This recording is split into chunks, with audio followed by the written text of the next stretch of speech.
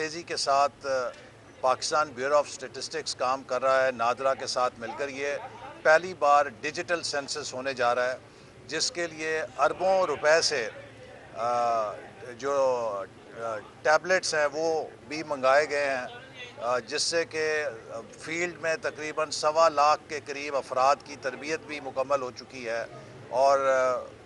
And February میں اس کا field work بھی ہوگا. تو اس لیے میں سمجھتا ہوں کہ یہ اگر 30 اپریل کو سینسس کا نتیجہ جو شائع ہوگا تو پھر 4 مہینے چاہیے ہوں گے نئی حلقہ بندی کے. تو آپ اگست میں آ جاتے ہیں اور اگست میں اسمبلیوں کی طبعی مدت بھی ختم ہوگی تو الیکشن تو پھر اکتوبر 2023 میں ہی ہوگا. اور دوسری بات یہ ہے کہ اس وقت پاکستان جن معاشی چیلنجز سے گزر رہا ہے،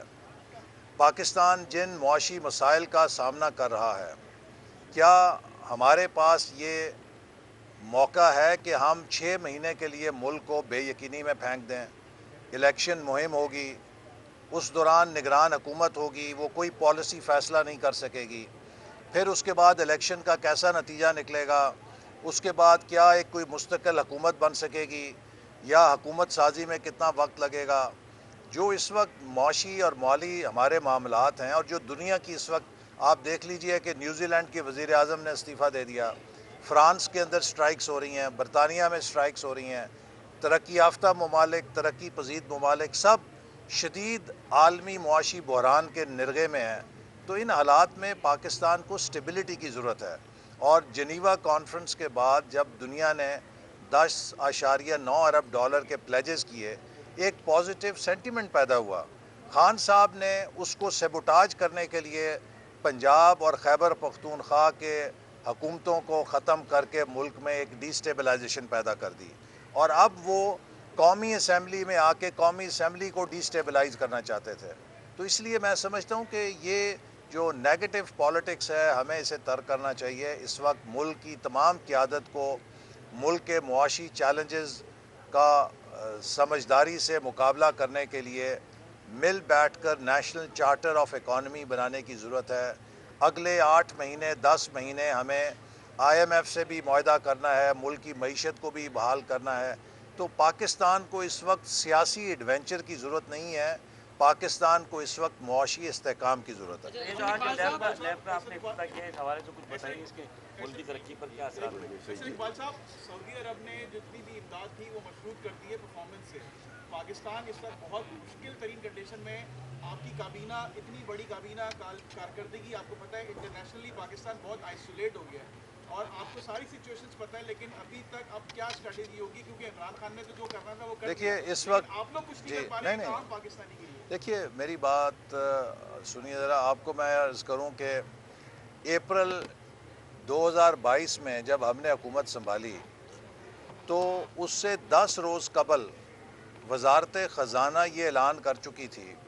کہ ترقیاتی بجٹ کی آخری قسط جاری کرنے کے لیے ان کے پاس پیسے نہیں ہیں.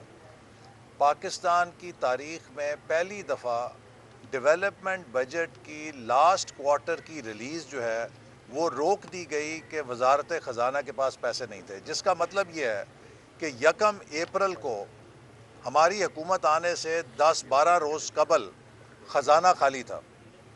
اس مقام سے ہمیں ملک ملا اور اس وقت بھی کہا جا رہا تھا کہ پاکستان سری لنکا بن جائے گا. ہم نے کچھ مشکل فیصلے کیے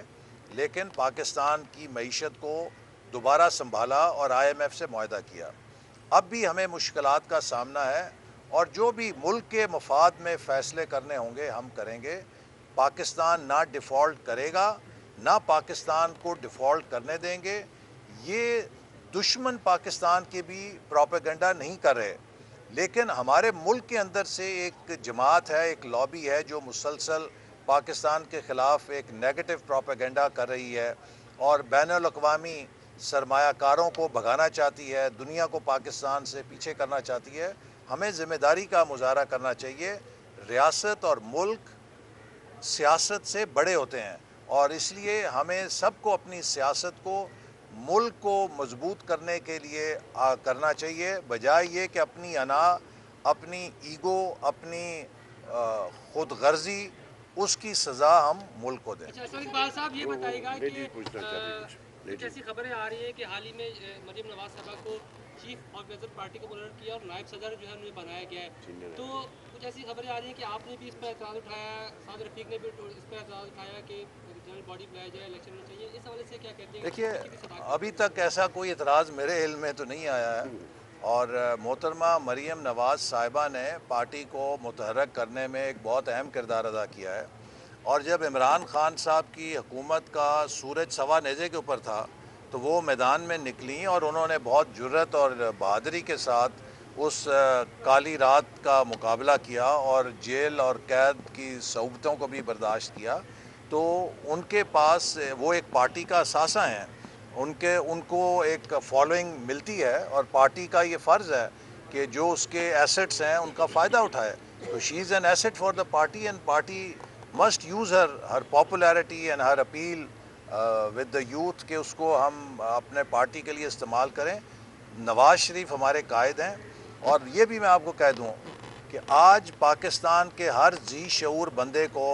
سمجھ آ گئی ہے کہ 2017 میں جو سازش نواز شریف کے خلاف کی گئی تھی، دراصل وہ سازش پاکستان کے مستقبل کے خلاف تھی۔ ایک جھوٹے کیس میں انہیں نااہل کیا گیا، کیس بنایا پاناما کا، اور نااہل کیا اقامہ کا کیس کہ اپنے بیٹے سے 10,000 درہم کی تنخواہ آپ نے کیوں نہیں وصول کی۔ تو یہ جو لطیفہ ہے دنیا کے اندر شاید کہیں اور کسی عدالت میں ایسا لطیفے پہ مبنی فیصلہ نہیں ہو سکتا، اور پھر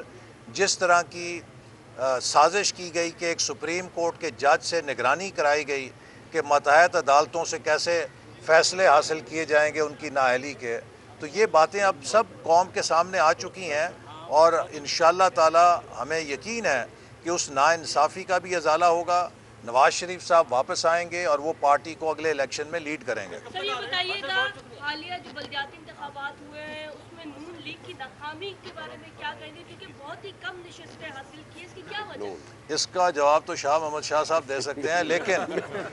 جہاں جس جماعت نے اصل میں کراچی کے بلدیاتی انتخابات نے ثابت کر دیا ہے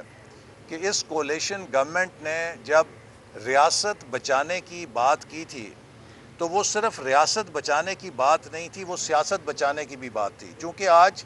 اگر کسی نے اپنی سیاست بچانی ہے تو اسے پاکستان کی ریاست کو بچانے کے لیے کردار ادا کرنا پڑے گا، اور آپ نے دیکھا کہ وہ جماعت جو دعویٰ کرتی تھی کہ اس کے پاس 14 سیٹیں ہیں، اس کا کراچی میں وائٹ واش ہو گیا۔ جو کراچی پاکستان کا سب سے زیادہ تعلیم یافتہ شہر ہے، وہ کراچی جسے پاکستان کا دماغ کہا جاتا ہے، اس نے اس جماعت کا کچومر نکال دیا کہ جس نے پچھلے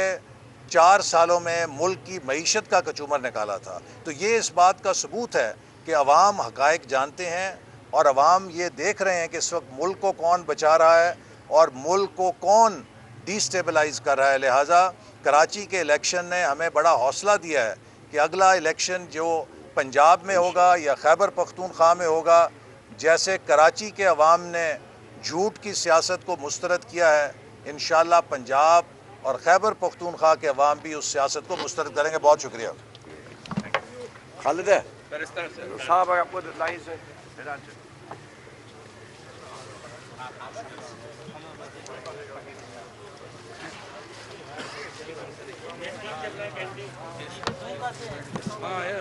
جمع گھر تو